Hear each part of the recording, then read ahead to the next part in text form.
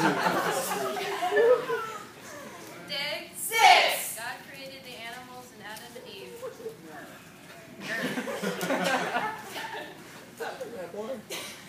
Day 7. Jesus Alright. rested.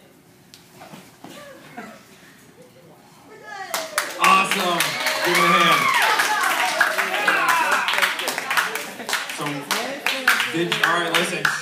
Did you guys learn anything new from that section, even though you've already read it? Was there anything in there that was new for you, or did you pretty much know it?